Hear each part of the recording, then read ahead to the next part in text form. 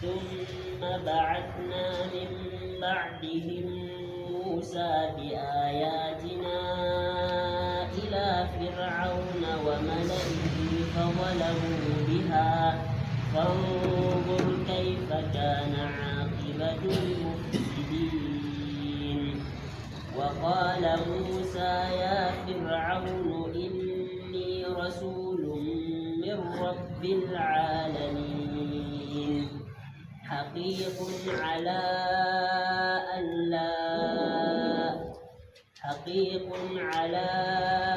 ألا أقول على الله إلا الحق قد جئتكم ببينة من ربكم فأرسل معي بني إسرائيل. قال إن كنت جئت بآية فأت بها إن كنت من الصادقين. أعوذ بالله من الشيطان الرجيم. بسم الله الرحمن الرحيم. الحمد لله رب العالمين والصلاة والسلام على سيد الأنبياء والمرسلين نبينا محمد وعلى آله وصحبه أجمعين ومن اتبعهم بإحسان إلى يوم الدين. قال الله جل وعلا ثم بعثنا من بعدهم موسى بآياتنا en jangino Allah seniɗo limti annabo'en ɓe Allah seniɗo leni koɓe jottini nelal goɗɗo yimɓe maɓɓe jaabi ɓe nden noon Allah seniɗo wonwi ha tokkini ɗon nden o wi summa ba'asna min ba'dihim woti min neni ɓaawo maɓɓe ɓaawo ɓe aya ar-rusulil maskurina nulaɓe innaɓe goo ɓe artino dede en artino en jangino nelaɓe maɓɓe tokkidiri goo annabi nuhu annabi hudu annabi salihu annabi hudu annabi shuaibu alayhim salatu wassalam ɓaawo maɓɓe kadi Allah seniɗo wi min nelli Musa bi ayatina ɓe ayaji amin attisɗi joweenayi ayaji joweenayno en bo en mbi kanje woni sawru maako to sakkini wartata boodi goo e niyande ɗe ɗum wona ɗum warata non jungo maako ngo ɗanwa wane nange e non kokke non ndiyam tarotoɗa baɓɓatti non ngal gumma temɓi faadiya non paaɓi e ƴiiƴam e moyeteki jawle maɓɓe ɗum ɗo ayaje feere feere joweenayi kala aya ka wari fuu ɓe tawan ɓe mbawataka sak ɓe ɗaɓɓitira annabi Musa to tori jawmirawo itti ɓe duɗɗina itta ɓaawo maɓɓe jotoɗo kefeere abdumaɓɓe Allah wi min nendi annabi Musa ɓe ayaji amin joweenayi ila fir'auna wa mala'ihi jama'are mum fir'auna man mbiyama kanko annabi Musa alayhi salatu wassalam en wi Musa man nenama o jooɗi kanko wa asamiya wa 20 sana annabi Musa woori duuɓi temerre ɓe nogas hakkunde maako ɓe hakkunde annabi Yusuf ɓe mbi ɗum duuɓi temeɗɗe 4 wa bayna Musa wa Ibrahim 700 sana hakkunde annabi Musa be annabi Ibrahim alayhim assalam duuɓi temeɗɗe 9 taw ɗon Allah seniɗo leni mo ha fir'auna ɓe wi fir'auna ɗo ɗum jammore maako amma inde maako kam Walid Musa ibnu Rayyan fir'auna ɗo laatake ɗum inde goɗɗo on kam amma ɓaawo ɗo laatake ɗum ɗamgam ɗum jammore kala mo laami leddi Misra ɗo yewnete fir'auna bana leddi gondi bo Gaysar leddi gondi bo Kisra ɗon no banni annda ɗum ha deydey ko saaliino daga yeeso islam to nden ɓe wi soomore maako kanko man oɗo soome ɓe soomore maako wonde ɗoɗo daga jahiliya en mbi ɓe wi fir'auna wuuri duuɓi ɗoy o waɗi duuɓi temeɗɗe 9 ɓe duuɓi nogas ɓe wi haa ɗon ɗo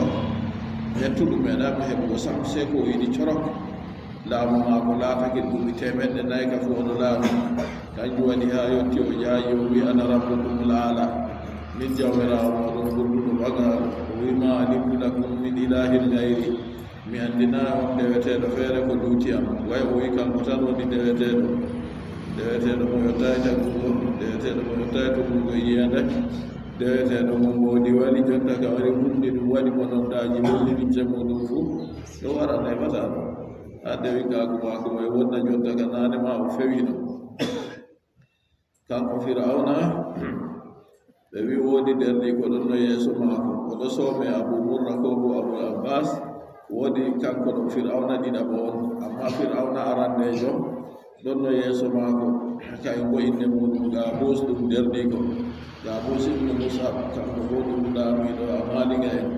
woodi yimɓe feere Allah waɗi ɓe cembiɗɓe kalɓe ɓe waɗi bonondaji non ɗon man o laatake ɓe wi Fir'auna ha jamanu annabi Ibrahima alayhi salatu wassalam kay wonna mbuuj mo hoosino mo sakkini nder yiite goo Allah seniɗo wi qulna ya naaru kuni bardan wa salaman ala Ibrahim min mbi yiite laatu peewol gongol jamde annabi Ibrahim no mbuuj waɗino kay fof yayino nde winkaago nden Allah salliti cufu dow muɗum cufu wala ko waɗa e ɗum ragare muɗum laatino cufu go nasti nder hoore maako to ƴummi to mo ɓuri mo yiide mo ɓuri mo yiɗgo on jonta kam mo ɓuri yiɗgo ara fiya hoore maako ko faɗɗa nde cufu go no deƴƴiti seeɗa o heɓa o deƴƴita seeɗa Fir'auna ummatore nde bo Abu Jahal ni banjamu Asiya ɗo ko wi ha nde ko en janngino ɗon go nde Allah seniɗo leni annabi Musa ila Fir'auna o malayi jamaare muɗum qawmihi yimɓe maako fa zalamu ɓe tooñi kamɓe ko ɓe tooñi nelal gonde ɓe jaɓayi ngal accu haala ɓe jaɓayi bona ɓe gandi fitina kadi fa zalamu ɓe tooñi ay kafaru biha ɓe kufrani nelal goo fanjurno halume kay fayake no e kana laatake aqibatul mukadibin aqibatul mufsidina wattan bonnanɓe min kufri ɓe keferaku laaru wattan maɓɓe ɗo laatiri kadi miɗi ilaki min goye halkuki ɓe e noon bonnoɓe fuu kamɓe fuu ɓe galtoɓe nde Allah senino leni annabijo Muhammad sallallahu alayhi wa sallam waɗi ha Makka ɗo waddi nelal maako o yettini makka man fuu sadi jaɓugo kamɓe fuu naɓe kalkamana yande ko ɗum waɗande waɗama wayne ɓe wayne mbarama a yi kamɓe fuu ɓe kalki laaru kadi noy on watta yimɓe bonnitoɓe laatata wa qala Musa wiyata ya Fir'aunu inni rasulun min rabbil alamin ya an Fir'aun bawi ko heeyi an Fir'aun min o min nelaaɗo daga jawmirawo tageefoji bo mi lena ilayka heeɗima fakadaba Fir'auna fewnima fa qala nden annabi Musa wiyata nde Fir'auna fewni annabi Musa annabi Musa wiyata mo ana haqiqu min o andake jadirun handi ala aqula iraji ɗiɗi ala be alayya hande ke alayya ɗo am Allah aqula mi Allah aqula tata mi wi'ani ko laataki gonga kam wala no waɗata Allah lenayam nden wara mi wiya mi lenaɗo ɗo hewre kam handi ɗo am Allah aqula ala llahi tata mi wi'ana Allah ni illa alhaqqo ina gonga wa fi qira'atin bi tasdidi al-ya'i haqiqun alayya Allah aqula ala llahi to mubtada khabaru har wa ma ba'dahu an be ko ni ba'u annabi Musa wiyata Fir'auna qad ji'tukum bi bayyinatin haqiqa mi waddani be hujja bankuka min rabbikum daga jawmirawo moɗon fa arsil ma'i yoftida be am bani Israila ɓiɓɓe Israila accuɓe kamɓe ɗum min gurta wuro Israila sam min dilla fa sam wa kana sta'badahum Fir'auna laatake jaggiɓe wartiri ɓe ɗum maccuɓe muɗum on accuɓe kamɓe ɓe yoftidiɓe ɓe amin egga wuro mon sam min dilla ha leddi amin ha wonno daga arande sam ɗo to woni ɓe wi sam yaake nden dawlaji ma kinnayi jotta kanji wiyeteno sam amma jotta ka to wiyama sam kam ɗum leddi Suriya tan wa sababu sugnahum bi Misra sababu joɗaki maɓɓe ha wuro Misra ma anna aslahum min as-sam hawtaade bo ɓe asli maɓɓe kam daga sam onno annal asbada awladi Yaqub asbar kamɓe woni ɓiɓɓe annabi Yaqub ja'u Misra li akhihim Yusuf ɓe ngari ha leddi Misra ngam derɗirawo maɓɓe Yusuf en andino de qissa man no woni qissa ka Allah seni no woni ha suratu Yusuf ɓawo derɗiraɓe Yusuf nde hooyi mo sakkini mo nder wawru yimɓe ɓe wari ɓe gurtini mo ɓawo ɗon yimɓe jahoɓe jahangal sey ɓe sorrimo ɓe wi maccuɗo maɓɓe on doggi o diddi o sorra ha leddi misra sababu majum o jooɗi ɗon yimbodi ha maako haara gare majum o laati o mawɗo nder yimɓe mawɓe leddi misra allah denimo ɗon nden hokkere waɗi to ne hokkere daga yeeso hidde ko hokkere waɗa go fir'auna hoyɗi yi sammeje alkamari sammeje joweeɗiɗi jorɗe ɗe ɗo ñaama sammeje joweeɗiɗi kecce ɗum hayɗini masin o wi nayi bo koyɗi kanji bo ɗiɗon moɗa nayi tekkuɗi yimɓe mbuude en ma ko habdi a tafsira ko ɗon waɗaki annabi yusuf kay bo jarribama yarano man kursina nden ɓiɗɗano fir'auna boosa muɗum ɓe ndefanomo ñamdu kamɓe bo ɓe tumama no dow warugo fir'auna ɓe nangama ɓe jara kursina ha ɗon ɗo kadi nde ɓe gimmo woni annabi yusuf ha ndar ɗum ɓe ƴamimo ha ɗum kadi o waddani ɓe wiyata nda ko ɓe koyɗi se o waddani ɓe tafsiru koyɗon maɓɓe o wiyata an mo bosanno fir'auna bosa mum ka a dinɗaɗa yaha bosana mo amma o kam warate joni ñaman nden ɗon go laati non wakkati nde tafsir go koyɗon go salori ɗon ko kadi o yecci kanko go wiyata kanko suka fir'auna go wi min kam mi andi mo tafsirta on koyɗol man ibranikejo ɗon nder kursina to nden fir'auna ƴamtimo ha ɗum kadi ɓe ɗaɓɓito e annabi yusuf ɓe bolle ko ɓe bolwi ɓe lorti ɗon ɗum dayiɗum ha ɓawa ɗum kadi annabi yusuf ɓe wari yecci tafsiru koyɗol go ɗum laati non nden fir'auna waɗimo dow lesdi man kadi wona kanko wona wiya wasiru ziraa kadi wona kanko on ministre jo wakkere ndemri ɓe kuuɗe bo ko sullani ɗuɗɗum har ɗon go nde hokkere waɗi yimɓe maɓɓe etoto ɓe jeehi ha maako kanko o anditi ɓe ngam kanko pamaro ɓe yaboɓe mawɓe kamɓe ɓe sappo kamɓe yusuf bo ɓe ɗiɗono kanko ɓe Binyamin nder ni ko sagike en ɓe yabo sappo sagike en har ɗon go yehi ha ragare majum nden o wiyata ɓe yaha ɓe egga bamako ɓe yimɓe maɓɓe fuu ɓe gartida ɓe eggi ɓe gartiɗi ha misra to daɗo on sababu wargo maɓɓe misra dalila kamɓe ha leddi kanana ɓe wonno leddi kanana bo nder leddi sam ni woni kanjum o wi sababu joɗaki maɓɓe ha wuro misra hawtade ɓe asli maɓɓe bo daga sam annal asbada awlani yagum taniraɓe ɓiɓɓe annabi yagum on yahu misra ɓe ngari ha misra ndi ahihim yusuf ngam derdirawo maɓɓe yusuf ɗon kadi kasum ɓe jooɗi ha wuro misra watanasalu fi misra ɓe ɗaytiri heedi wuro misra ha ɓe ɗuuɗi falamma jahara fir'aunu sta'badahum wasta'malahum fil amali sabta wakkati nde fir'auna go jaali ɗon laaɓi ɗon o laati o mari jaalorgal herɗon mo jaggi ɓen go wartirɓe ba maccuɓe maako oɗo huuna ɓe ha kuuɗe caɗɗe kuuɗe ɗe yimɓe on ko feere mum fota e waawugo alara pyramide ji ɗi ɓe mahi ha leddi misra ɗo fuu yaake man on ɓe mahiɗi daaɗi ha jonta ɗi ɗon ha anda kuuɗe man ɗo na ɗum kuuɗe waño ɓe kuwata ɗon man sababu man kadi jawmu hasiya wi fa ahabba musa an yukhlisahum min dhalika al asr musa yiɗi kañum kam softina ɓe ha daheeki go amma mbiya yo allah seniɗo leni annabi musa ha softina ɓe kadi allah seniɗo leni annabi musa ha softina ɓe ha torra ka ɓe goni go ɓe ndewa allah seniɗo gooto ɗum kadi fir'auna ka wartirno ɓe maccuɓe muɗum on kanjum kadi annabi musa wiyata min o mi nelaɗo hande ɗo amata mi wiya koyena gonga kam mi waddanima ɓe hujja banguka bo daga jawmirawo am ko waddiyam bo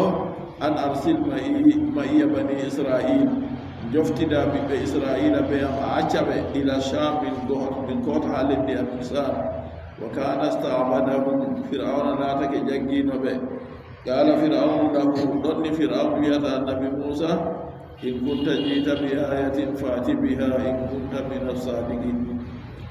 in kunta jiita bi ayatin to ni a laati a waddi aya a waddi ala maɗa da'awaka dow jaajoma wiigo ma anulaɗo allah a nelama ha am ɗo to ni woodi hujjama dow majum woodi alama fati biha waddi kana in kunta min as-sadiqina to ni a laatake nder gonɗuɓe ha an o annabojo fi ha heedi nelal man ɗon kadi annabi musa alayhi salatu wassalam allah seniɗo ɓe o leni fuu o hokkat ɗum hujjaji fa alqa asahu se annabi musa sakkini sawru muɗum fa jahiya subanum mubin yimɓe gissaji tafsiroɓe ko mbiyata nde o doggino Firawna o doggino leddi Misra o wakkati o dukkino goɗɗo maayi ɓe wiri ɗum nden goɗɗo wari wiyata mo innal malaa ya'tamiruna bika liyaktuluka fakhruj inni laka min al-nasihin. Yimɓeji ɗo ɗaɓɓite Musa haa ɓe mbare, amma miɗon nden nasiyona wa wurta dillu. O wurti o dilli Madiyana. Nde o dilli Madiyana o ɗarri ɓe annabi Shu'aybu jonta ka tenan mo wiimo, nden o durana ɗum ko to duuɓi 7 to duuɓi 10 ɗon go wiimo o yaha o ho'a sawru. O nasti o ho'a sawru go ɓe mbiyata yimɓeji qissa israiliyat annahu adam bi sihatil qissa. Ɓe mbi sawru ɗon sawru ndu annabi adama jippiɗi daga aljanna. Ɓe mbi dey to nde o yehi ha o ho'a sawru go cabbiɗo ɓaari nastugo maako ni se sawru ɓaarti tan wari nasti jungo maako. O wurtide ɓe maaru annabi Shu'aybu wimo o lorna ndu o ho'a wondu. O yaha ha o resa sawru go wurtata jungo maako. Bakin silaɗɗe annabi Shu'aybu wimo yo yahu kadi. Daga ɗon annabi Shu'aybu ko anditi oɗo ɗo woodi ko tammi wongo ha maako. To sawru ɗum kayru ɗum o wondi ɓe maaru. Jonta kadi Firawna ƴamimo alama haade de kanko o nulaɗo ɗo ayaje ɗe wiyo waddi ɗo o wadda nder ayaje man fa alga asahu se o sakkini sawru maako fa ija hiya su'banun mubin. Daga non man waɗay daga arande ma Allah seniɗo wiyata annabi Musa wa ma tilka bi yaminika ya Musa. Ha de Allah seniɗo yewniɗo mo oɗon ɗo yaha ɓe debbo maako ɓe ifti daga Madiyana ɓe hootan Misra. ɓe ɗo jaha ha laawol man goo. Jonta kam iyede toɓi ñibre waɗi ɓe majji laawol se o ƴeewi foyre yite. O wiyata debbo maako ɓe wi debbo bo gamɗo o wiyata ɗum jooɗo haa ɗo ha o yaha ha pellel foyre yite o yiyata ɗo bela o heɓan goɗɗo handowo mo laawol malla bo o heɓa yiite o janga yiite o wadda debbo go heɓa en fino heɓa aytina. Nde o yehi go se Allah seniɗo wolwanimo ɗon ha Allah seniɗo wolwanimo go nder majum wiyatamo wa ma tilka bi yaminika ya Musa. An Musa ko woni ha jungo ma ñama ɗo?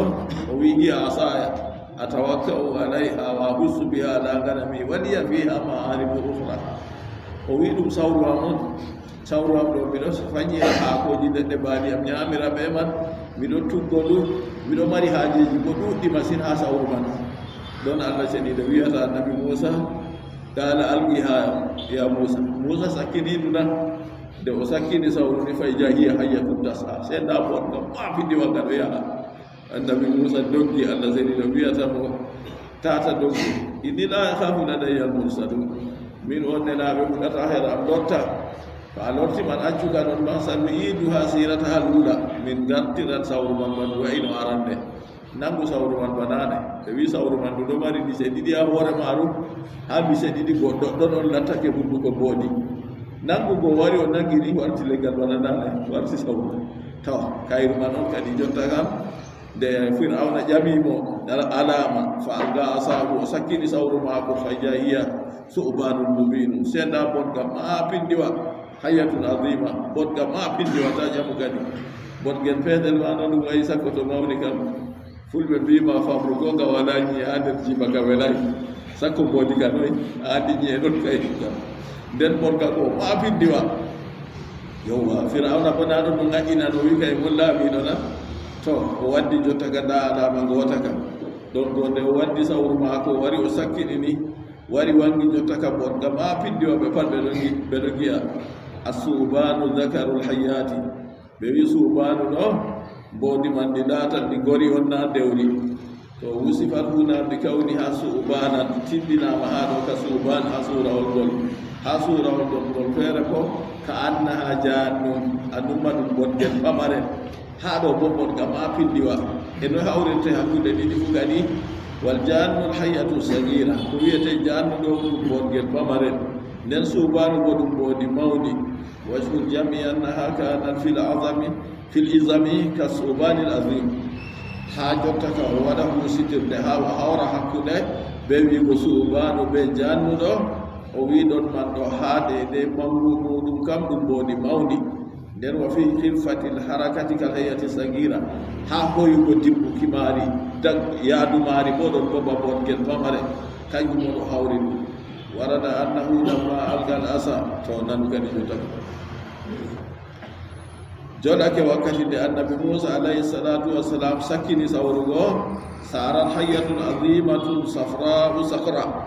se laatake jottaka mbodga mapindiwa mbodi godi laatake ndi oddiri nden sakra bo di wodi cuɗe mo fatihatun famaha mbodi gonde o sakkini sawrugo warti mbodi ni se naaɓi hunduko muɗum nde maɓɓiti hunduko go noy woni bayna lahyayha samanuna zira'an o wi hakkude bahoye maari ɗiɗi dow be les ɗo piyaɗɗe 80 ɗo ɗon ha les ɗo bo ɗiɗi dow laaru kadi ko woni caka man ɗo kam kuje ko nastata nder maari ga noyi bakin piyaɗɗe 80 hakkude hunduko maari les ko be dow ɗo wartafa'at min al ardi nden bordigol ɗi ɓamti ɗi acci lesdi gadra miilin deydey fodde miilu bo a anndi deydey no ɗum woni ɓe mbiyaki bakin kilométre ɓe retani on wiyete miilu wa qamat ala zanabiha wadiyatan lahiha al asfala fil ardi sen ndi dariri ɓe wicco maari boodigo nde ndi dariri ɓe wicco maari bo ndi waɗi bahoyel maagal wato hunduko maari wakkere les kayum ha leddi wal a'la ala suril gasri nden hunduko ɗo ɗon ha les hunduko ko bo wakkere dow ɗo ha saali dow pale firawna saali dow jottaka suudu man fuu man ndi moɗat ɗum no ndi yiɗi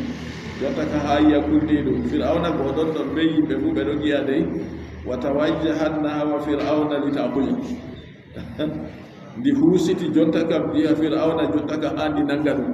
na kanko winan waddu alama de to nini a gomnuɗo ha ko a wiyata ɗon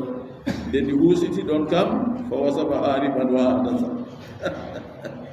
firawna se hafti tan jottaka darde ɗon na fa wasaba to goɗɗo doggayi fu ɓe wima yiyay ko hulata on fa wasaba hariman se o hafti tan jottaka o dogganɗo wa adasa o yewra ɗon o waɗi noy ay tagawwada fi siyabihi bi hadrati gawmi fi dalika al yawmi 400 marra riwre nangi mo hultorgo boodi go jotta kam se diine ɗo wurta non ɗon ɓe campe fuu ɓe winde 400 waɗi ha nder lycée mako jotta ma ali sey rahimahullah o wi ɗume on ɓe hiisiri ɓe tawinde 400 man ɗo na yi ɗum catɗum appareil ji jotta ɗi yimɓe mari wooda sakko ɓe mbiya appareil ji man ɗo ɗon ɓe heftiri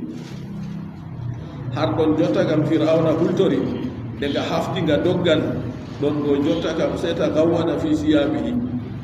jotta kam waɗi campe ha limse maako riwre nangi mo o riwat ha nder limse maako ɓi hadarti gawmi ɓe yalirde yimɓe maako ɓe o ɗum ɗo daami dow muɗum go fi dalika al yawmi heedi nde a toon ñalowmaare ta gawwaɗa nde noyi 400 marra nde 400 fu jotta ka campe ɗum ɗum ha maako non noon a tammiɗe ta anna wastamarra maahu dalika al marad jotta ka kanko ka o ñawi tan o ñawi ñawre riwre naggi mo o seeday be maare o dogake be maare bana ni wo huwa lisanu kañum on riwre ila ardalaga ha o yoodi fuu o seeday be man banni kultorol bodindi o yigo ma kawnihi kana la yatagawwadu illa fi kulli 40 yawman marra hawtade bo no laatino ha oɗo laami duuɓi 400 fu kanko o laamiɗo goo so na ñalɗe 40 on o yahata haaje nde woore amma jotta ka ñalowmaare woore nde noy 400 ha ñalowmaare woore wa qila innaha arkhalat gubbatal gasri bayna anyabiha konngol feere wi ngoodi go naadi gubba ko heedata dow pale firawna goo ndi naadi ɗum ha hakkude ñi'e maari jotta ka bani moɗat suudu goo wa hamalan ala nnasi fatazamu ndi wayniti jotta ka wakkere yimɓe darde ɗon ɗam mawɗo ma ɗogi sakko gollutti fan hajamu se ɓe kawi tan se ɓe ñaari ɓe fuu ɓe doggi wa mata minhum 25 alfan har ɗon mboɗigo nde wayniti wakkere maɓɓe ɓe kultori ɓe ɗon dogga yimɓe 25 maayi ɗon ha ɓe doflotirta wa dakhala firaunul bayta wa saa firaun go nasti nder suudu muɗum ha mboodi titi no yiɗi moɗugo goo nga nasti nder suudu firauna wooki ya musa suluka billadi arsalaka anta abujaha wa ana uminu bi rabbika wa ursilu maaka bani israil nda bojji maga on ɗo jotta ka nga ɗo wooka kadi o wiyata an musa miɗo fane anna miɗo fane be mo ndenndima useni hosu bodi ɗo useni dilluɓe botima ɗo mi nuttinan jawmirawo ma mi accan bani israila bandiraɓe ma bo a hoosa ɗum a dilla fa amsakaha biyadihi fa adat kama kanat annabi Musa waɗi jungo mum ni hoosi bodi mum warti leggal banaɗare firawna kam matu wonni reedu taƴi reedu warti accata sam nakan ko jami ayana o wi waddu alama to alaati a neɗaɗo ɗo gonga ɗo waddu alama hami yiya to alama ka nakan ko nanni ko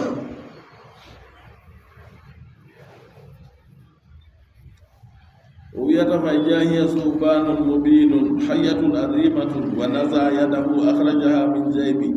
alama gonka kadi bo annabi Musa wurtini jungo muɗum daga jaybu maako jaybu e wiya jibago jaybu ɗo dande ton gore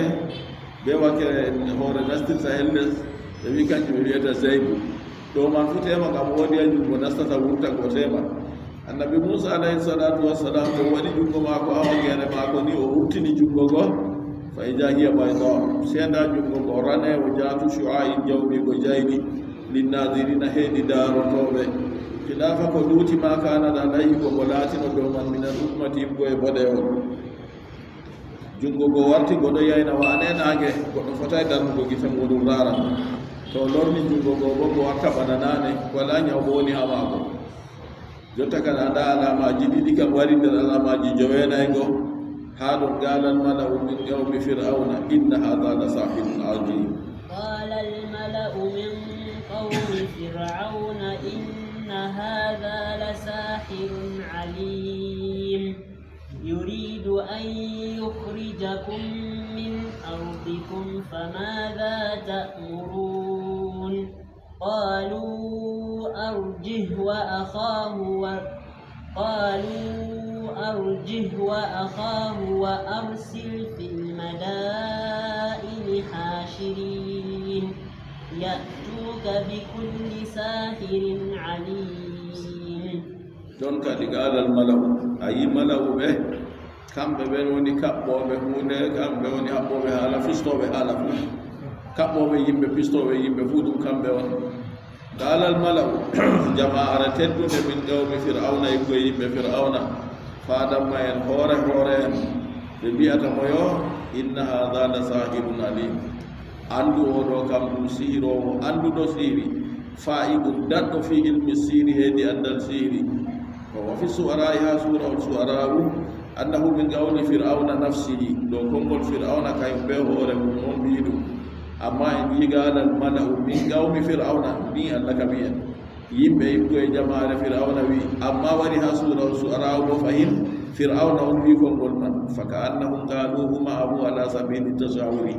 nden kam de allah on wi ha to fir'auna wi ha ɗo mo mala'u wi nden kam jama'are man be fir'auna fu ɓe kawti ɓe mbi konngol man dow dawridago ɓe sarwotira noon ɓe mbi konngol man ɓe mbiyata oɗo kam ande ɗum siirowo anduɗo siiri no fanti ko waɗi jamanu man ɗo siiri on ɓuri siiri ɓuri kayum on anda ɗum nden allah seni ɗum leni annabi Musa wari waddi hunde nde siirowo fotayi waddo bana jaman annabi Isa alayhi salatu wassalam andal ñawdi ngu fanti ɓuri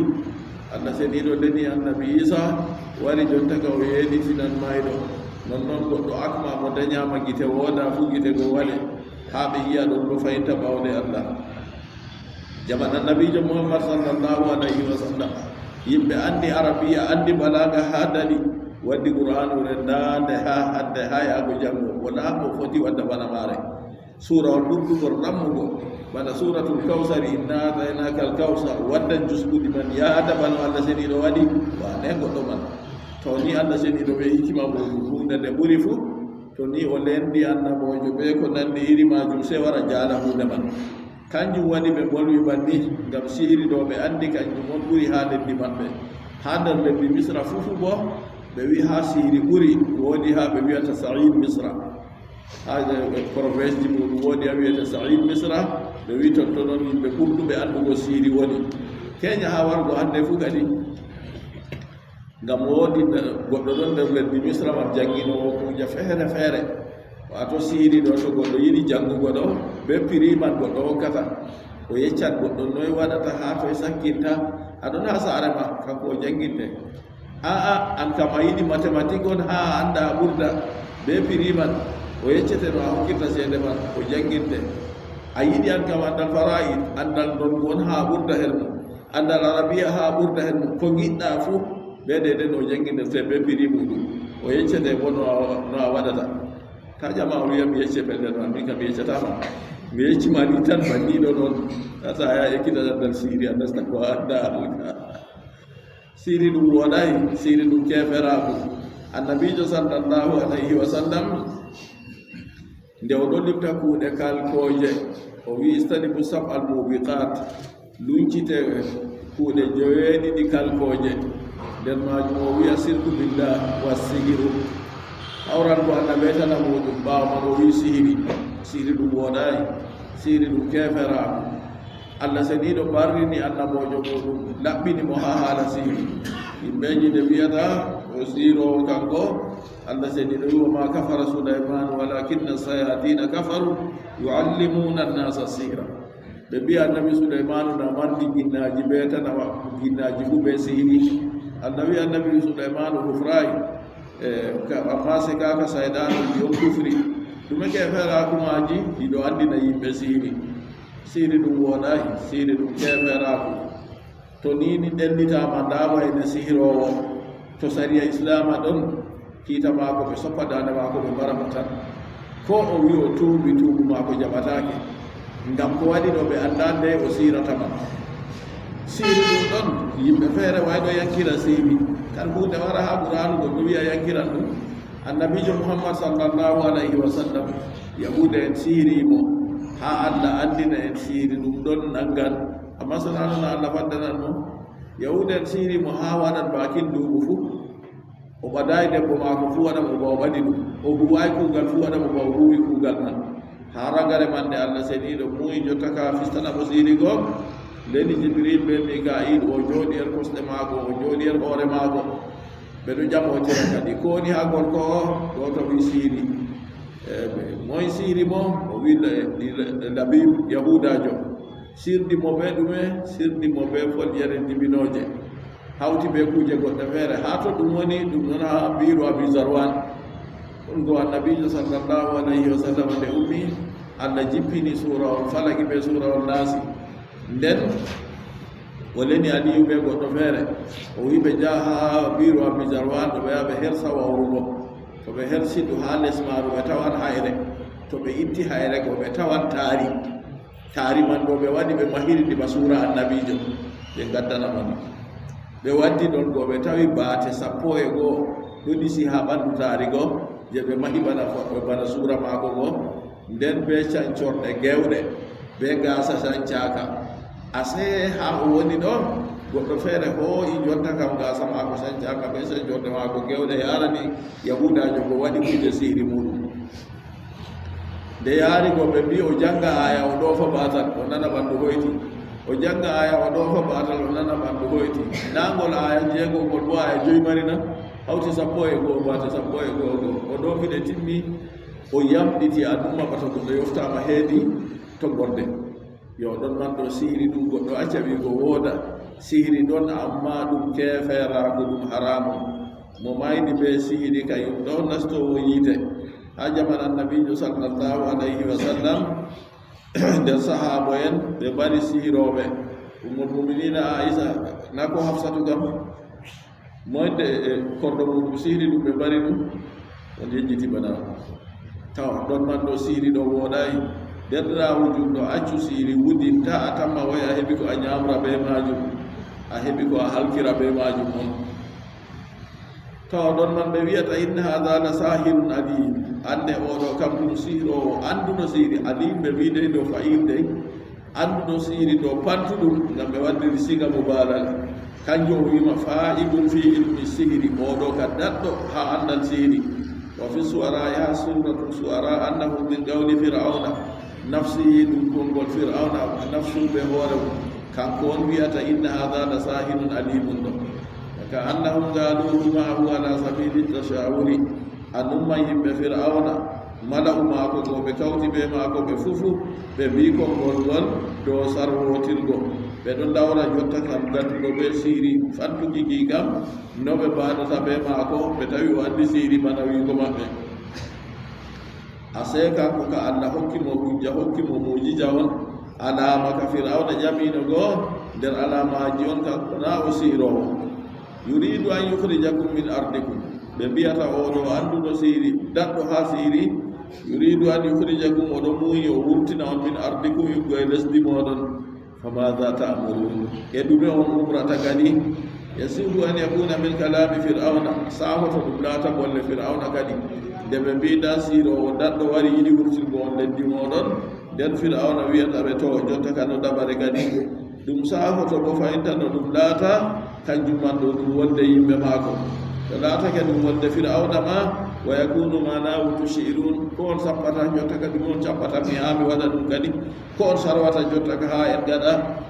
simbu an yakuna min kalamin mala'i lahu ɗum sahoto bo laata ɗum golle jama'are teddude go al mala'u go yimɓe faada mawko makkoru kamɓe on mbiyata fir'auna man to jotta kam ko waɗi kadi nden nden fama jata amuru to fir'auna bo no waɗi wardi ɓe jamu manni waljamu wazamu litazimi ala adati kitabil muluki jamu man ɗo ɗum teddinki on ɗo al ada wolwinki laamiɓe laamiɗo on a wara wolwana ɗum a wiyamo an a waɗi ni ɗo ɗum handa ha yimɓe fof sakkoma ha men ɗo kayen anndi goɗɗo mawɗo fof en mbiyatamo an kam en mbiya oɗon on waɗi ni to kanjum wi ɗo al ada wolwinki laamiɓe kanjum ɓe mbiri fama za ta'murun yimɓe faadaga on ƴamata yimɓe faada on ƴamata fir'auna kadi kanko ɓe mbiyata mo fama za ta'murun e ɗume on umrata to ɗon man ɗo jotta kana waɗano ɓe accira se ɓe ndaara dabare on ɓe kamɗata kadi to nde ɓe wi bannigo gaalu ɓe mbiyata arji wa akhahu arjihibu qira'aji ɗon ɗuuɗɗi her ɗo amma o jeeni kadi o accidi o wolway gaalu arjihu a yino windini enenen arjihu be hamza be ittugo hamja goo bo to a itti hamja goo bo a masa ha sakeri les arjihi a itta hamja goo bo nden a tura ha sakeri goo arjihu ɗum qira'aji o wiyata nonnoon arjihi be fooɗugo gaalu ɓe mbiyata arjihu wa akhahu sabbitin mo kanko ɓe nderni ko fuu ashir amrahu ma sabbitin fi maɓɓe nderni ko annabi haruna go sabbitin fi maɓɓe wa arsil fil madaini lenu ha madaini hasirina ɓe moɓoɓe jami'ina ɓe moɓoɓe yatuka ɓe gaddane ɓe kulli sahirin ɓe kala sirowo wa fi giratina gira mon ka yatuka ɓe kulli saharin alim ɓe gaddane ɓe kala ɗuuɗa sirijo anduɗo fantuɗo ha siri de mo ɓurata siri maako ɗo ɓe gikkata kadi yafdudu moussa mo ɓurata moussa fi ilmi siri heedi andal siri yoni ɓe wi kadi yakenen fa jumi'u sey yimɓe go mooɓa kadi ɓe acci annabi moussa ɓe annabi haruna ka ɓe acci wolwango ɗum jonta ka ha yimɓe anduɓe sihiri gara to ɓe ngari go jonta kam ɓe ngara ɓe pooɗa siri ha ɓe ndaara moye do'ata ɓe ɗo yikka kadi yimɓe maɓɓe ɗo on mari siri andi haala siri to ɓe ngari ɓe do'oto annabi moussa ni ɓe gikkata to ɗon go arsil fil madaini nden ha madain ɗo ka ɗum berni joni ni wi'ego na ko malla madain kam ɗum inde wuro woto ɗum ko ɓuri tafsiroɓe amma ɓurna ka wi madain ɗo madainu saidi misra ayi kañum winoma ha leddi misra ɗo woodi ha nokkure wiyete said misra said misra man ɗo ɗum inde nokkure on to madain man toon woni ɓe wiyata jotta ka nden ha madain ha said misra ɗo wa kana ru'asa'u saharati bi aksa said misra ayi sike hoore en hohoɓe mawɓe sihiroɓe laatake ha said misra man on goni ko jotta kam ɗon ɓe mbiyata fir'auna lena ton to leni go jotta ka ɓe gadda anduɗo siri pantuɗo ha siri ni mo ɓurata annabi moussa ni ɓe giggata har ɗon go kadi fa jumi yimɓe go yehi moɓama kadi annabi moussa ɗe leni kam noy wiyete fir'auna nde leni ke a andi ɓe ngari lawat kadi wa kanu usnaini wa sab'in hohoɓe mawɓe ha sihiri goo ɓe laati ɓe 90 konngol feere wini isnatay asara alfan konngol feere wi ka ɓingal ɗo kana famɗi isnai asara alfan ɓe laatake yimɓe ujune sappo e ɗiɗo wa qala 15 alfan konngol feere wi kaye ɓe yimɓe ujune sappo e jowo wa qila 70 alfan wiyama ɓe yimɓe ujune capanɗe joweeɗiɗi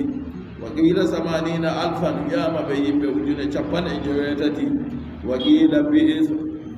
qila bifan wa 80 alfan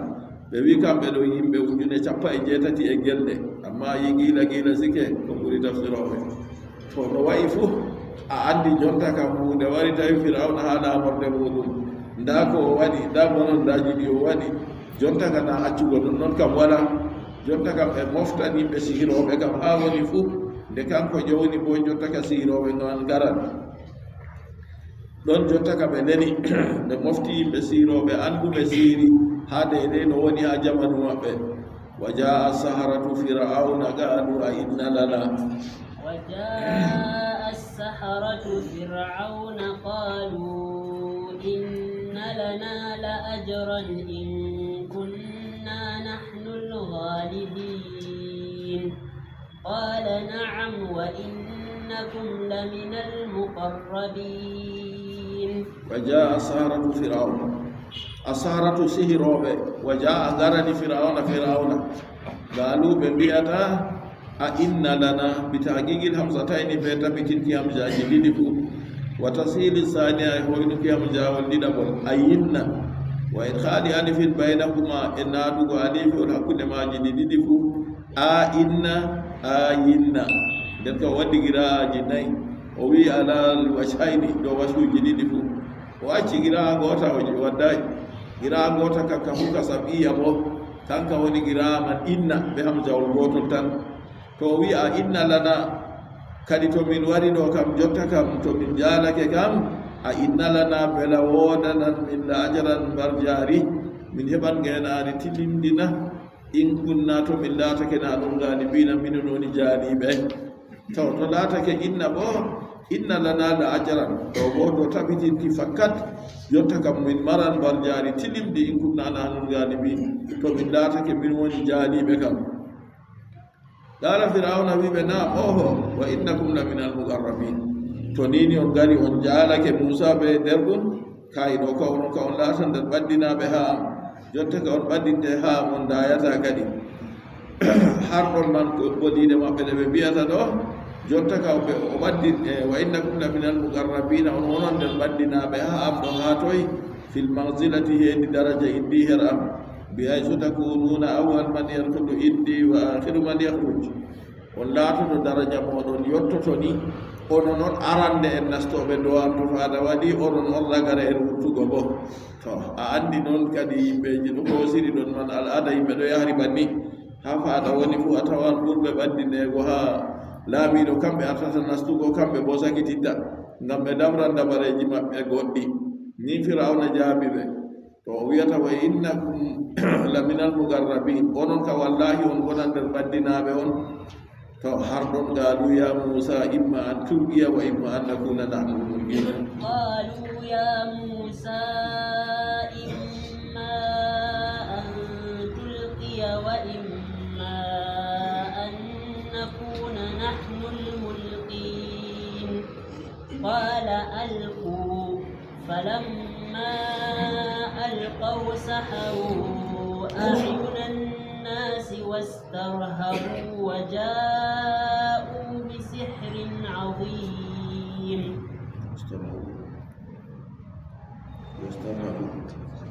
واسترهبوهم وجاءوا بسحر عظيم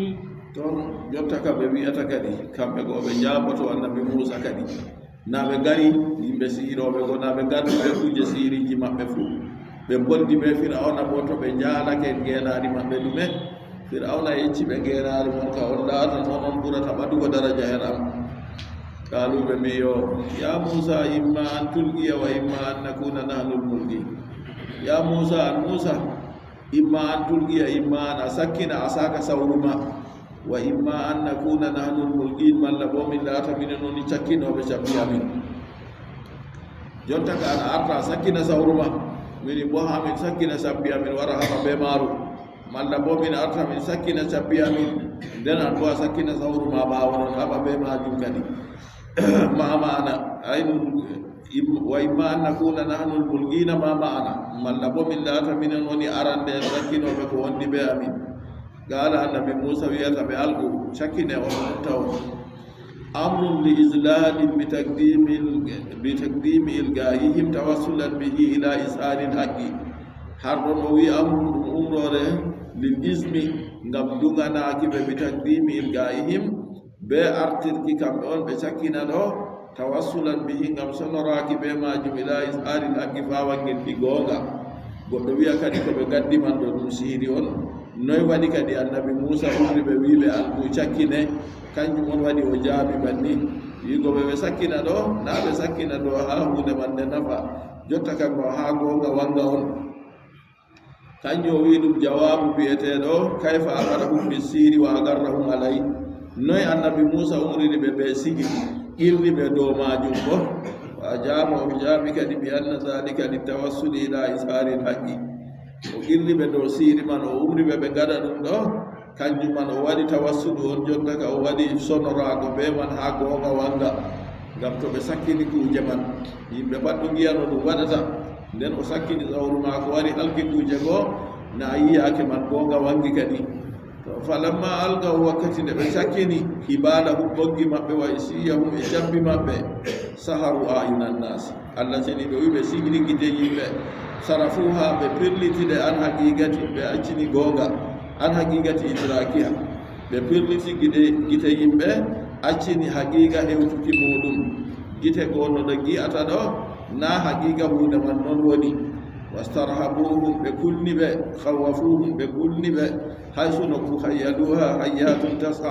ɓe surɗini ɗum ɗum goɗɗe on ɗo jaha ɗum boole jahoje sema ɗum ɓoggi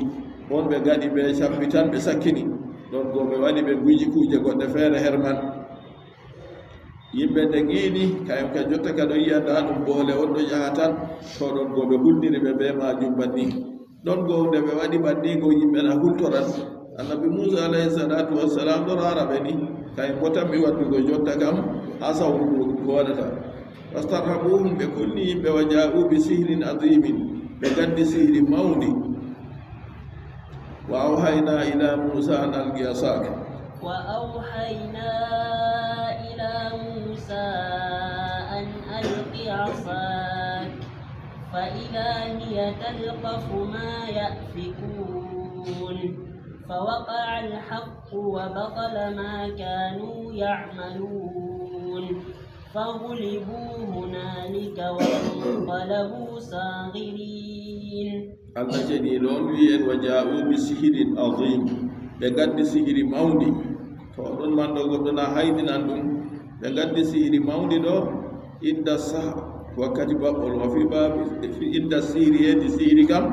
none sihiri kam ko ɓe gaddi man ɗo ɗum sihiri man ndi mawdi wa fi babu sihiri ha babol sihiri bo ko ɓe gaddi ɗum mawɗum wa in kana haqiran fi nafsihi ko ga ɗum laatake ɗum jawni ɗum ha hoore majum bo wa dhalika annahum algaw hibalan gilajan wa akhshaban tiwala kamɓe ɗo ɓe gaddi ɓoggi gomoɗi ɓe sakkini ɓe gaddi cabbi bo juutɗi leɗɗe juutɗe ɓe sakkini wa talabu tilka alhibala wa talaw tilka alhibala bizibak nden ɓe wujiri ɓoggi goo ɓe hunde wiyetede jibak ɓe kilna ɗume ɓe waddi ɓe wujiri ɗum ɓe hunde wiyetede jibak wa ja'alu dakhila tilka al ahsabi azibaki aidan ha leɗɗe goo kayum bo ɓe waɗi jibak heedi muɗum kayum bo ɓe guji ɗum ɓoggi maɓɓe goo bo ɓe guji jibak go to senoy ɓe waɗi falamma asara fiha amrul samsi nden ɓe sakkini ɗum nder naage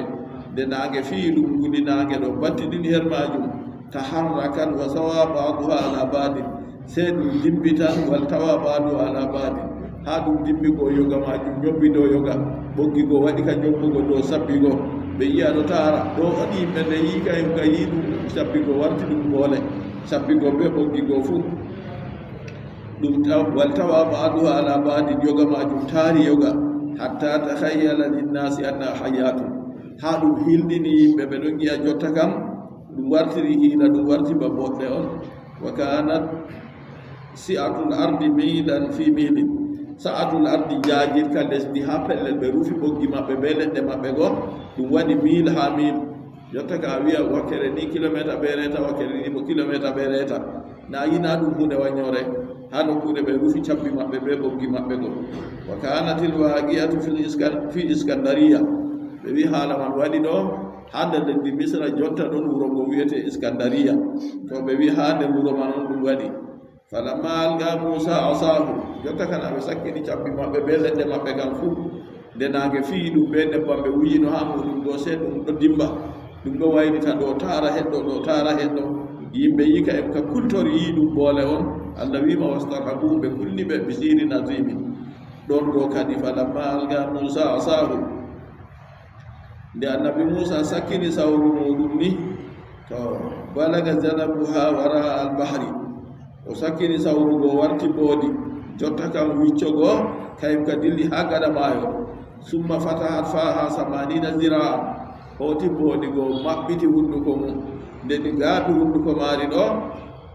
waɗi baaki piyaɗɗe 90 hakkude les ɓe dow fakanat tabtaliu hibalahu wa insiyahu wahidan wahida te moodi go fuɗɗi tan jotta ka ɗo moɗa cabbi maɓɓe be ɓoggi maɓɓe go gotel gotel hattabtala atin kulla ha sawrugo moodi go moɗi jotta kam ɓoggi go be leɗɗe go fof timmi wala ko lutti go gotel jotta ka noy ndi accan non nonna wa gasadatil gawma alladina hadaru zalika almajma moodi go sendi wayliti jotta kam ndi tiiti yimɓe garnoɓe ha nokkure moɓre goo fa fajihu wa waga ziham se ɓe ɗeñƴi kadi ɓe kultori ɓe doggan jotta kam ɓiidu ukki kadi ɓe ɓillotiri ɗon fa mata minhum 25 alfa ha ɗo o wi kadi yimɓe ujunete nogase jowo maayi ɗon ha ɓe ɗon dofɗotira ɓe ɗon dogga goo summa ahadaha musa fa sara fi yadihi asan kama kana hoti annabi musa ko i sawru boodi go nde o nangi ɗum ni warti ha jungo maako ɗum sawru bana no laatino siroɓe ko wari laari ɗum uppay sam ɗo wayi ba wayi non har ɗon kadi falamma ra'a sahratu zalika sihiroɓe gonɗe ɓe giɓolwa ɗum ɗo arafu annahu amrun min as-samai wa laysa bi sihri ɓe anditi fakat hunde nde kam ɗum umrore daga dow na ɗum sihiri sam ɗo daga asama wari ngam to sihiri kam ɓurata sihiri maɓɓe ndi ɓe kadi ɗo har ɗon kadi fa harru lillahi sajidin siroɓe annabi mum e siroɓe firawna go se ɓe cuuyi tan ɓe sujidanan ɓe allah jawmu tagi e fof waga aluɓe mbi law kana ma sala musa sihiran la bagiyat ibaduna wa usiyuna ko musa huwi ɗo to nini ɗum laatake no ɗum sihiri fakkat ɓoggi amin ɓe cabbi amin ɗo luttanno huude man wawata moɗugo wa kanat himlun salasimiyati bayiri wa kanat himlu salasimiyati bayiri ɓoggi maɓɓe be cabbi maɓɓe man ɗum ɓe gadi ɓe sakkini warti boɗɗe ba yimɓe gi'ata goo ɗum laati deydey ko geelooɗi 300 dondata geelooɗi 300 on ɓe dooni ɓoggi man be cabbi ɓe leɗɗe go ɓe gaddi ɗum uddi man ɓe gurratillahi taala ɗum fuu ɗum sooyi ɓe bawɗe allah magiɗo noye sooyiri sawru annabi musa o sakkini warti boodi go moɗi kuje go pat bakin dimgal geelooɗi 300 ɗo ɗum moɗi ɗum fuu to kadi siirooɓe ɗo annditi ɓe wi fakat humde nde kam na ɗum siiri sam ngam to siiri kam ɓurata je maɓɓe ɗo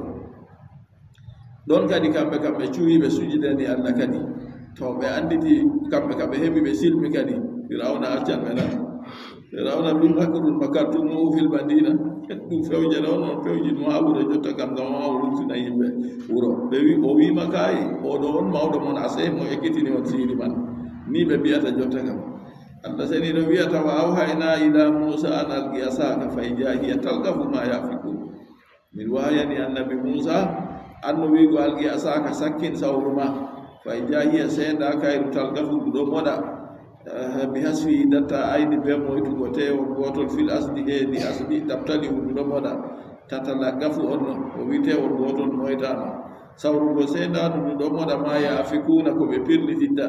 yaglibuna ko ɓe pirlititta bitan wihi himɓe waɗugo rikisi maɓɓe ɓe waɗugo dabareji maɓɓe ɓe waddi cabbi ɓe ɓoggi jotta ka ɓe wuji nebbam feere ha muɗum nde ɓe resi ɗum ha nange nde fii ɗum go ɓe yi kuje go ɗo waylita bana kuje marɗe yonki fa waga alhaqu gonga ukki sabata gonga tabiti wa zahara gonga wangi jali wa batala ma kanu ya'malun wonni ko be lati be do kuwa min asiri ko e sihiri ase sihiri dum ya da tambe gonga kam to ni gonga wangi kam sihiri wala no kure muhado sakko ma annabojo ne laado on annabojo bodon der annabojo burdube den goddo wara wada hunde sihiri wara jalomo ay hat do ka wala no wara haforoy annabi Musa alayhi salatu wassalam on der ulul azmi al khamsa Muhammadu Ibrahim Musa kalimu wa Isa wa Nuhun ulul azmi fa'alami raru man Allah seni do wolwindiri annabi Musa den ka kon goddo wadda hunde sihiri jotta ka wayo wada ha jalomo ka wadata ni kadi jotta kam Allah seni do winda gonga kam wangi fawaga alhaqu gonga tabiti wa zaharaka wangi kalabi ka jayimo wa batala ma kanu ya'malun ko belati be kuwa min asiri ko asiri kanjumbo wonni jotta kam hagulibu be jala ma hunalika tonma ay fir'aun wa qawmuhu fir'auna be yimbe mudufu be jala ma jotta kam be yakana don no wiyano ko belati no kambe woni jali be ka jotta kam be maran genarina fir'auna jabaka be oho genari ka on maran on gonan ma on ka der buran be badago hedi am daraja toy kadi jotta ka jalo kal kana warai ase kambe kadi nafi be ma de be hebi be duddi Allah wa batala ma kanu ya'malun fagulibu hunalika be jala matolma fawaga alhaquna fagulibu be jala ma ay fir'aun wa gawru be yimbe fu be jala ma hunaka tolma ha toy jotta kam ha yimbe go hano kure be wadu ha iskandariya sike be jala ma jotta kam ba wonde ni sawnu annabi Musa wari modi kala kuje mabbe de be gadi no go fu wangala bu be pirniti sangirina be toskibe be toska ke jotta kam wartinde be dogi be do'a ma be jala ma kam na ay tosku kam wadi ay saaru zadidina be lata ke kam be toskibe fir'aun wa qawmuhu fir'auna be yimbe mu fu be toska ke amma ko luti sirobe kam fa innahum lam yusibhum saqar kam be ka tosku wa faybe ko wadi bala sabahul izzu al abadi kambe kam teddugal duumi gal on wafibe bi imani billahi be tubbi mabbe Allah de be ngi hunde go wadi be anditi do kam dum hesi siri be nuddini Allah goto kambe sirobe kam be hebi be kisi amma fir'auna be yimbe toy malawugo kambe ka fu be fir'auna be dindi kadi kambe ka be lata ke be toskake be tosku hebi be wa ulqiya saharatu sajidin وألقي السحرة ساجدين قالوا آمنا برب العالمين رب موسى وهارون قال فرعون آمنتم به قبل أن آذن لكم إن هذا لمكر مكرتموه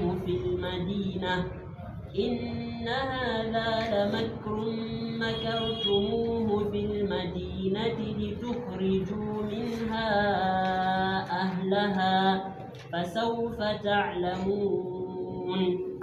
لأقطعن أيديكم وأرجلكم من خلاف ثم لأصلبنكم أجمعين وألقي السحرة ساجدين siro be jonta ka debengi sawru annabi Musa modi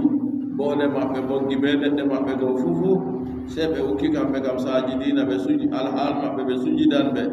galu be bi amanna bi rabbil alamin rabbi Musa wa Harun